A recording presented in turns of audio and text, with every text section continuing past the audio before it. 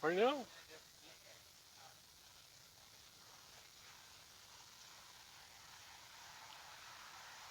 Hey guys, I'm back. Getting ready to smoke another brisket for a gathering we're going to have. And I just wanted to go through the way I prep my brisket, cut it, and season it. So, um,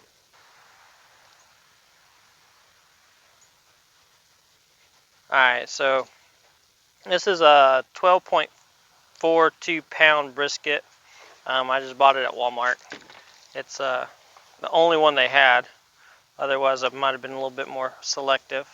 It is a USDA Select, so it's not a prime, but it works for what I need it for. So I'm going to open up the package here. Yes, I know y'all guys are going to get mad at me because I don't have a glove on, or I don't mind getting a little messy. Now, I do like to work with my brisket right out of the refrigerator. The meat is a little bit more solid, allows you to cut it a little bit better. Um, Alright, so let's lay this right there. Alright, so anything like this, I'm probably just going to go ahead and cut off. They'll get burned up um, in the cooking process. Now, I will save this piece of meat. Any trimmings that I cut off that are not fat, I'll actually use in chilies or stews. Makes excellent chili meat. So I want to go ahead and just cut this off, just like that. And I'll save that. Alright, we got a big, huge chunk of fat right here. Trim that. Most people, they recommend trimming to about a 1/4 inch. I'm not too terribly precise about trimming it exactly to a 1/4 inch. I just want to get most of this big, thick fat off of here. And then again, this one's got a big, huge chunk on the end. I'm just going to cut that right off. I mean, look at all that fat. That's just, it's flavor, but it'll be good in a chili or something like that. Add a little extra flavor. I won't use all of that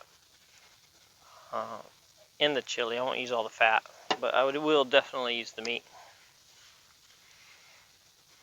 Wash my fingers. There we go.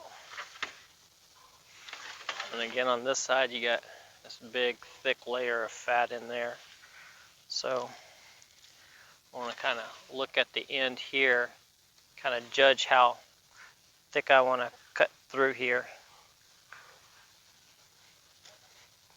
I'm doing this backwards. Normally I'd be going this way from this angle, but I was trying to let y'all guys see. So just be careful of your fingers. Good sharp boning knife works great for this. We're just gonna cut that right off. Again, make sure we don't cut too much of the fat. Fat will help with keeping it moist and tender, and it provides lots of flavor while it's cooking. Alright, see there's still a big old huge vein of fat right there, so we're going to go right down the side there.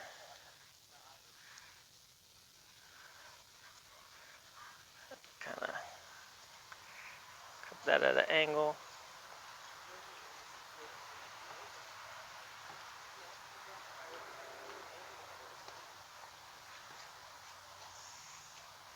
That's pretty decent. I cut a little too deep right there, but that's the problem. You can't really tell how deep the meat is underneath all that fat, so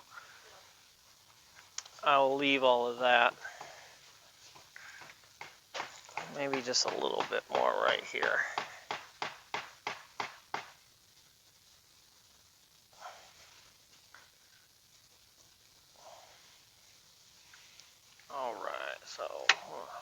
flip this meat over.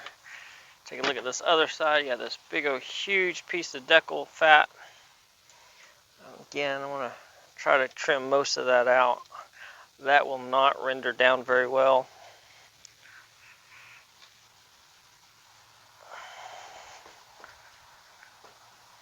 And that's really not worth anything. So I'll make sure I'll throw that away.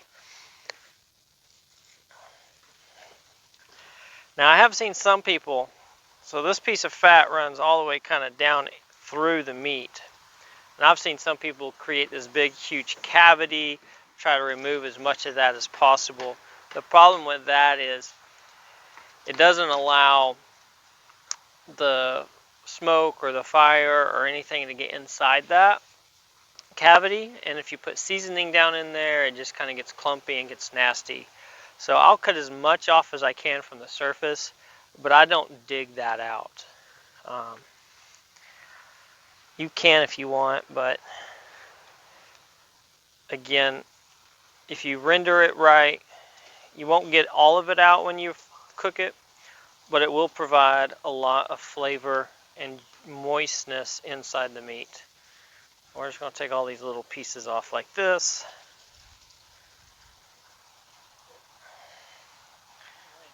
Alright, that's probably good for that.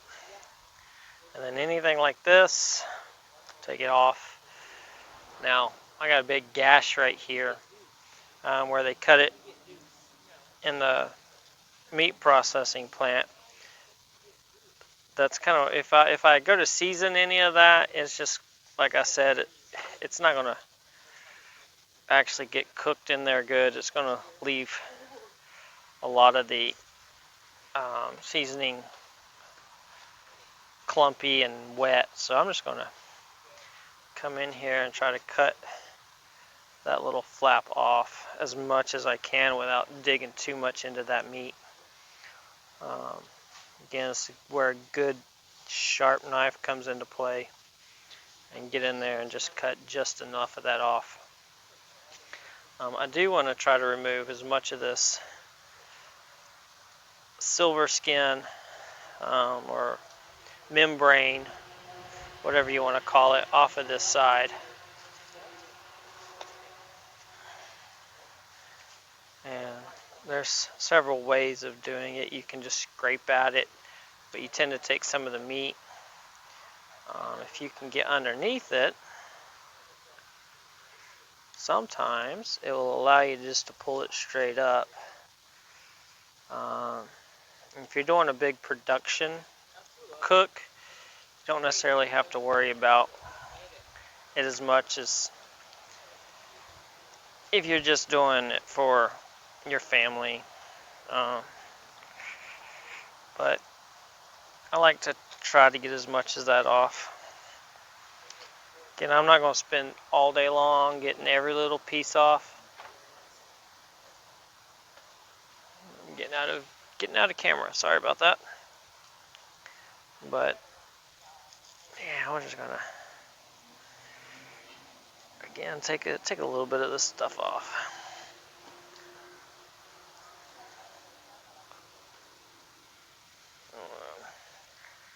Be careful of your fingers.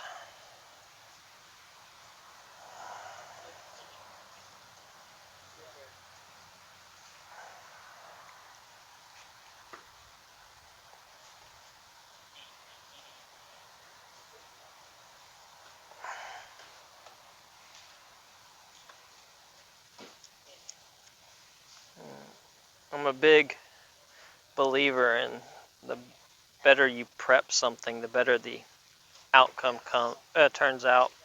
Whether that's with meat, a campfire, life within itself. You know, the more you can prepare in the beginning,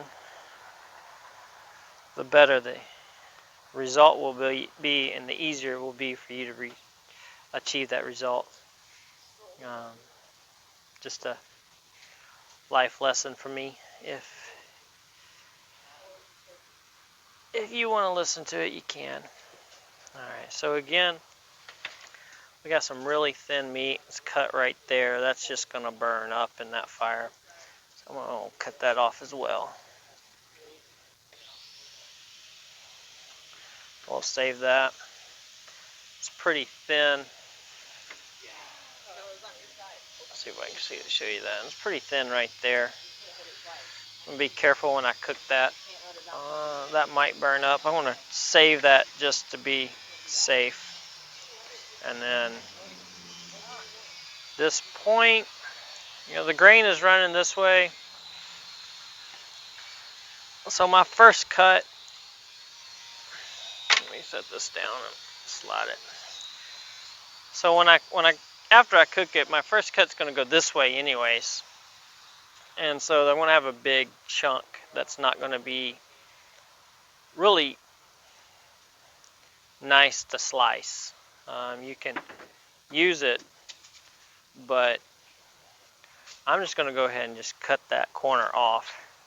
That'll also give me a nice little starting point for whenever I do go to slice, because now I know which way my grain is going and I can cut it accordingly all the way through up until the point.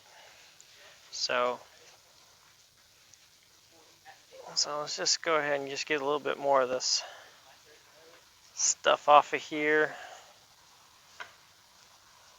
My kids are playing in the background. They knocked a tennis ball over here. I don't know if you heard that or not. Alright. I'm surprised they're not more all over me. Normally when I do this kind of thing, I have to do it when they're not around, or deal with the fact that they're hanging all over. We'll cut this off.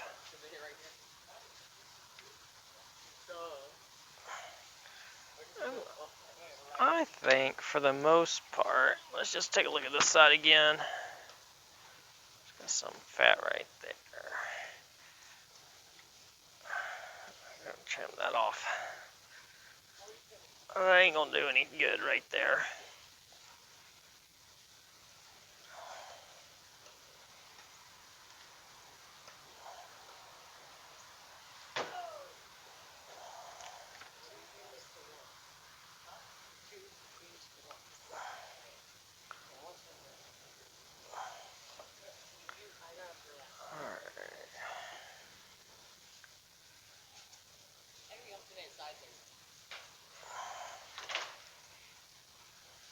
I think that's going to be good enough.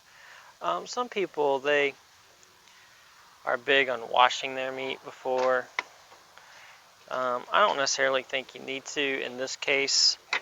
When you put meat in your sink, turn the water on, it hits the meat and then it splashes that water everywhere. So it can actually spread the germs more than actually anything else. So you can get a lot of cross-contamination.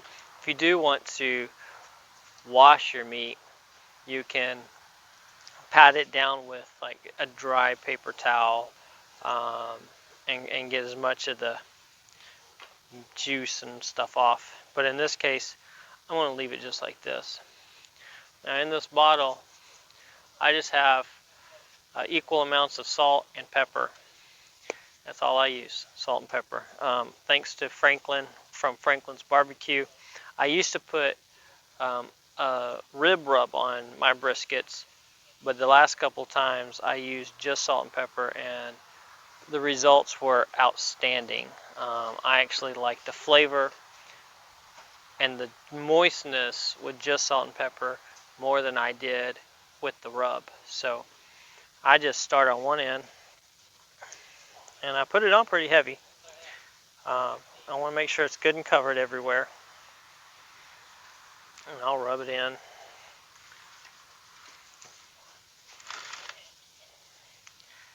And so this kind of makes the Texas style brisket. Lots of pepper. If you don't like pepper, you don't have to do it this way. This is just, it's all about preference. But I do recommend you try it at least once. We're going to get down in here. It looks like I'm going to run out of my salt and pepper on this go around. I'll make some more later. But that's all I do right there. I mean, it's not overly salted, it's not overly peppered. Um, maybe a little bit on the ends, but all in all, it's a nice piece of meat. Alright, so I'm going to go wash my hands a little bit, get the germs off my hands, and then I'm going to tend to the fire. So I will see y'all guys in just a little bit.